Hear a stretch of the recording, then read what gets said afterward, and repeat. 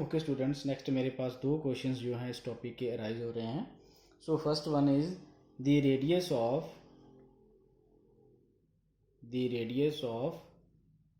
cation is always smaller than parent atom. ये जो parent atom है उसके क्यों स्मॉलर होता है, जो मैंने आपको बताया है कि फॉर एग्जांपल हमने सोडियम की बात की. सोडियम का एटॉमिक नंबर कितना है 11. फर्स्ट शेल में कितने हैं 2 इलेक्ट्रॉन, सेकंड में कितने हैं 8, थर्ड वन में कितने हैं 1. अगर ये अपना एक इलेक्ट्रॉन लास्ट शेल का डोनेट कर दे तो ये शेल ख़त्म हो जाएगा. सो इट मीन्स जो न्यूक्लियस का डिस्टेंस है वो कम हो जाएगा. इट मीन्स जो साइज़ है वो क्या हो जाएगा, छोटा आ जाएगा, स्मॉल हो जाएगा. क्लियर है बेटा. सो ऐसे ही हमारे पास एक क्वेश्चन और भी आता है जिसका मैंने आंसर बता दिया कि the radius of an ion is always larger than parent atom. जो अनायन है उसका साइज जो है वो बड़ा होता है. सो क्लोरीन का मैंने आपको एग्जांपल दिया. पहले उसमें 17 इलेक्ट्रॉन है. जब एक इलेक्ट्रॉन वो गेन करेगा तो उसके ऊपर कौन सा चार्ज आ जाएगा, नेगेटिव. सो इलेक्ट्रॉन्स बढ़ गए, it means number of shells जो है वो इंक्रीज करेंगे. अगर नंबर ऑफ शेल्स इंक्रीज करेंगे तो साइज क्या होगा, बढ़ेगा. So that's why anion is always larger than parent atom. Clear है बेटा. सो नेक्स्ट है मेरे पास बेटा next topic ionisation enthalpy. So ionisation enthalpy क्या है, the amount of energy required to remove last shell electron from an gaseous atom. कोई भी एटम है उसका जब हम लास्ट शेल इलेक्ट्रॉन्स रिमूव कराते हैं, फॉर एग्जांपल मैं बात कर रहा हूँ सोडियम की. एग्जाम्पल मैं रहा हूँ सोडियम की एटॉमिक नंबर 11, 2, 8. तो लास्ट शेल में कितने इलेक्ट्रॉन्स हैं 1. जो मेरी एनर्जी लगेगी लास्ट शेल इलेक्ट्रॉन को रिमूव कराने के लिए, this energy is also called ionization enthalpy. उसको मैं क्या बोलता हूँ, आयोनाइजेशन इंथैल्पी और अनायोनाइजेशन एनर्जी. इंथैल्पी और एनर्जी दोनों सेम है. क्लियर है बेटा. So the amount of energy required to remove last shell electron is called ionization enthalpy. Clear है बेटा. अगर एक इलेक्ट्रॉन रिमूव कराएंगे तो आयनाइजेशन एनर्जी क्या आ जाएगी 1. अगर 2 इलेक्ट्रॉन रिमूव कराएंगे तो आयनाइजेशन एनर्जी क्या आ जाएगी 2. क्लियर है. सो एक बात मैं और बता दूं आपको बेटा, जो जिनके लास्ट में अनपेड जहाँ हाफ फील्ड इलेक्ट्रॉन्स होते हैं उनकी जो आयनाइजेशन इंथैल्पी है वो कम होती है. जिनके लास्ट शेल में पेड इलेक्ट्रॉन्स होंगे, फुली फील्ड इलेक्ट्रॉन्स होंगे उनमें से इलेक्ट्रॉन्स रिमूव कराने के लिए हमें क्या है, ज़्यादा एनर्जी की ज़रूरत पड़ेगी. जैसे मैं ये पी ऑर्बिटल की बात कर रहा हूँ, ये फुली फील्ड है, 6 इलेक्ट्रॉन्स. अगर आपने यहाँ से एक इलेक्ट्रॉन रिमूव कराना है तो आपको बहुत ज़्यादा जो है एनर्जी प्रोवाइड करनी पड़ेगी. क्लियर है बेटा. ओके स्टूडेंट्स, नेक्स्ट है मेरे पास factors affecting the ionisation enthalpy. जो फैक्टर्स है वो कौन से इफेक्ट करते हैं. सबसे पहले size of the atom. Ionisation enthalpy decreases with increase in size of the atom. जो आयनाइजेशन इंथैल्पी है वो क्या है, कम हो जाती है. जब अट्रैक्शन कम हो जाएगी न्यूक्लियस और इलेक्ट्रॉन में तो क्या है, ionisation enthalpy is also decreases. So जब साइज बढ़ेगा इट मीन्स कि जिस एटम का साइज बड़ा होगा, न्यूक्लियस और इलेक्ट्रॉन की अट्रैक्शन कम होगी तो इलेक्ट्रॉन को रिमूव कराना ईजी होगा. क्लियर है बेटा.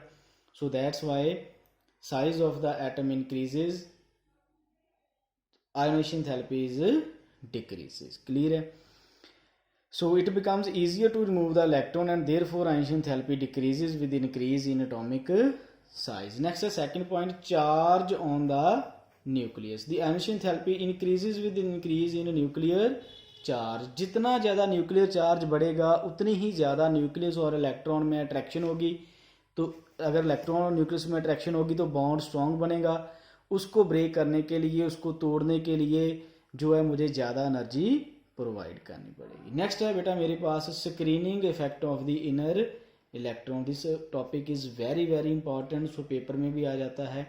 स्क्रीनिंग इफेक्ट और शील्डिंग इफेक्ट. ये जो स्क्रीनिंग इफेक्ट है, शील्डिंग इफेक्ट है, ये क्या होता है? सो अगर मैं बात करूं तो स्क्रीनिंग इफेक्ट की, तो ये क्या है? When outermost electrons are shielded और screened from the nucleus by the inner electrons, this is known as shielding और स्क्रीनिंग इफेक्ट। जब जो इनर इलेक्ट्रॉन्स है ना, फॉर एग्जांपल है मेरे पास दिस वन, ये मेरे पास शेल्स हैं, ये हैं इनर शेल्स इलेक्ट्रॉन्स, ये हैं outer shell electrons. Inner shell electrons जब आउटर शेल इलेक्ट्रॉन्स को रिपेल करते हैं, रिपेल करेंगे बिकॉज इलेक्ट्रॉन में चार्ज सेम होता है, जब रिपेल करेंगे तो उसको हम बोलते हैं स्क्रीन करना, शील्ड करना और रिपेल करना। This effect is also called screening और शील्डिंग इफेक्ट। जिसमें ये शील्डिंग और स्क्रीनिंग इफेक्ट होता है बेटा, उसकी जो स्टेबिलिटी है वो कम हो जाती है। अगर स्टेबिलिटी कम हो जाएगी इट मीन्स उनमें से जो इलेक्ट्रॉन्स है उसको रिमूव कराना इजी हो जाएगा, तो आयनाइजेशन थेरेपी की वैल्यू क्या हो जाएगी? कम हो जाएगी। सो मेरे पास है next, ionization therapy decrease with increase in the screening effect of the inner electron. जितनी ज़्यादा इलेक्ट्रॉन्स में स्क्रीनिंग होगी उतना ही क्या होगा? आयनाइजेशन थेरेपी की वैल्यू जो है वो डिक्रीज करेगी। स्क्रीन का मतलब होता है बेटा जब इनर इलेक्ट्रॉन्स आउटर इलेक्ट्रॉन को क्या करते हैं? रिपेल करते हैं और स्क्रीन करते हैं। क्लियर है बेटा?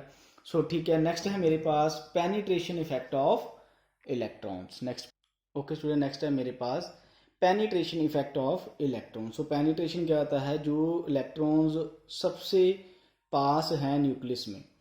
So the ionization therapy increase with increase in the penetration power of the electron. जो जितनी ज़्यादा जिनकी पेनिट्रेशन होगी, पेनिट्रेशन मीन्स न्यूक्लियस के कोल हो गए, उसमें से इलेक्ट्रॉन्स रिमूव कराना उतना ही डिफिकल्ट होगा। फॉर एग्जाम्पल अगर मैं बात करूं तो जो ये एस ऑर्बिटल है ये सबसे पास होते हैं न्यूक्लियस में। एस के बाद आ जाते हैं P, then D, then F. So अगर बात करें तो पेनिट्रेशन सबसे ज़्यादा किसकी होती है? एस की। So S greater than P, P greater than D, D greater than F. So the ionization therapy increase with increase in the penetration power of electron. Clear है बेटा? सो जो ऐसे इलेक्ट्रॉन्स हैं वो न्यूक्लियस के सबसे ज़्यादा पास हैं, उनमें से इलेक्ट्रॉन्स रिमूव कराना डिफिकल्ट होता है। क्लियर है? क्यों? बिकॉज उनकी न्यूक्लियस के साथ जो अट्रैक्शन है वो क्या हो जाती है? ज़्यादा हो जाती है। नेक्स्ट है मेरे पास इलेक्ट्रॉनिक अरेंजमेंट और इलेक्ट्रॉनिक कॉन्फ़िगरेशन। सो जैसे कि मैंने आपको बताया इलेक्ट्रॉनिक कॉन्फ़िगरेशन, अगर मैं बात करूं बेटा बोरोन की, बोरोन का एटॉमिक नंबर क्या है? 5।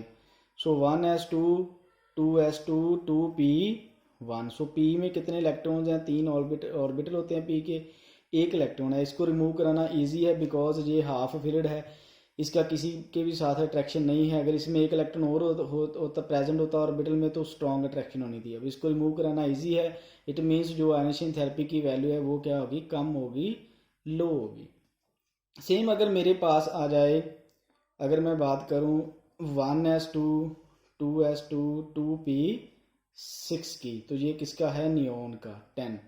नियोन की कॉन्फ़िगरेशन है। आप देखो कि p में कितने ऑर्बिटल्स में कितने इलेक्ट्रॉन्स आ रहे हैं? p के 3 ऑर्बिटल्स हैं, कितने इलेक्ट्रॉन्स आ रहे हैं? 6 इलेक्ट्रॉन्स। इनमें से ये फुली फिल्ड है, इनमें से इलेक्ट्रॉन्स को रिमूव कराना डिफिकल्ट है, बहुत ज़्यादा जो है आपकी एनर्जी लगेगी। क्लियर है बेटा? Because they are fully filled and stable. अगर मैं बात करूं सिमेट्री की, तो सिमेट्री वाले जो ऑर्बिटल्स होते हैं जिसमें फॉर एग्जांपल अगर मैं p के तीनों में एक एक इलेक्ट्रॉन लिख दूं तो this is also symmetrical in nature. इसमें सिमेट्री है, तीनों में एक एक इलेक्ट्रॉन प्रेजेंट है। इनमें से जो एक इलेक्ट्रॉन है उसको रिमूव कराने के लिए हमें बहुत ज़्यादा जो है क्या लगेगी? Ionization energy. अगर यहाँ से एक इलेक्ट्रॉन रिमूव हो जाएगा तो देन जो है आयनाइजेशन थेरेपी की वैल्यू कम हो जाएगी बिकॉज इनका जो सिमेट्रिकल नेचर है वो क्या हो जाएगा?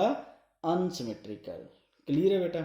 सो ये जो सिमेट्रिकल कॉन्फ़िगरेशन है जहाँ फुली फिल्ड कॉन्फ़िगरेशन है, इनमें से इलेक्ट्रॉन रिमूव कराना जो है वो डिफिकल्ट होता है। उसके लिए हमारे पास क्या होती है? High value of ionisation enthalpy और एनर्जी। सो नेक्स्ट है सेकंड पॉइंट मेरे पास, variation of ionisation energy down a group. सो ग्रुप के अकॉर्डिंग इसकी जो आयोनाइजेशन एनर्जी है वो क्या होगी?